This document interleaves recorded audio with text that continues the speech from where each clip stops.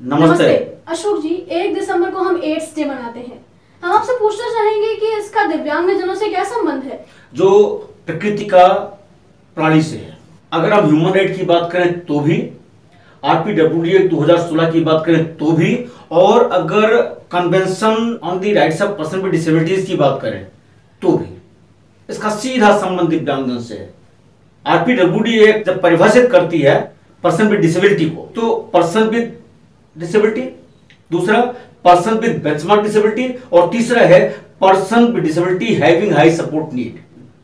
Section 2S में person with disability को परिभाषित किया गया है, बिल्कुल उसी तरह जैसे convention to right of person with disabilities के आर्टिकल 1 में लिखा हुआ है। Mental, intellectual, physical, sensory impairment अगर लंबे समय तक चल रहा है और उसके परिणाम स्वरूप जो व्यक्ति है वह समाज में सोशली, फिजिकली, फाइनेंशियली या अन्य तरह से फुल और इफेक्टिव पार्टिसिपेशन नहीं कर पा रहा है, उसे बाधा उत्पन्न हो रही है, तो उसको पर्सन विद डिसेबिलिटी की श्रेणी में रखा गया है। एड्स जब होता है तो वह अपने में कई सारे जो इंपेयरमेंट्स होते हैं, सेंसरी भी हो सकते हैं, मेंटली भी हो सकते हैं, फिजिकली भी हो सकते हैं, हाँ। कई तरह से आता है। बिल्कुल।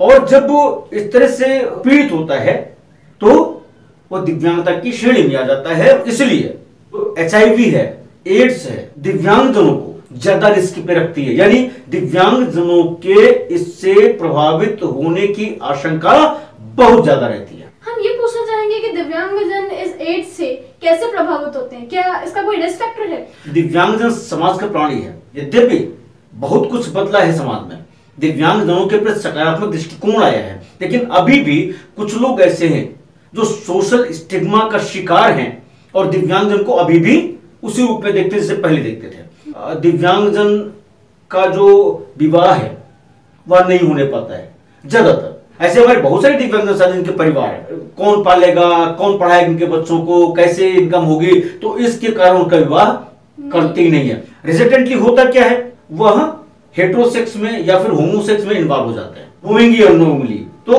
अगर अगला ट्रांसमिटेड है, अफेक्टेड है एड्स से, HIV से, डेफिनेटली उस पर भी असर पड़ेगा। हाँ, दूसरे, जिनके माता पिता दिव्यांग है, बच्चा ठीक ठाक है या दिव्यांग है, दोनों स्थिति है, या दोनों में से एक ही मां नहीं है या बाप नहीं है, तो ऐसे में जो दिव्यांगजन की स्थिति होती है वो हाई रिस्क फैक्टर पे हो जाते हैं। हाई रिस्क इस सेंस में चूंकि वो अकेले होते हैं, उनके साथ सेक्सुअल असॉल्ट हो सकता है, वो चाहे पुरुष हो चाहे महिला हो। माँ बाप बाहर हैं, क्योंकि बच्चा दिव्यांग है, कुछ कर नहीं सकता, उनको पालन पोषण भी करना है।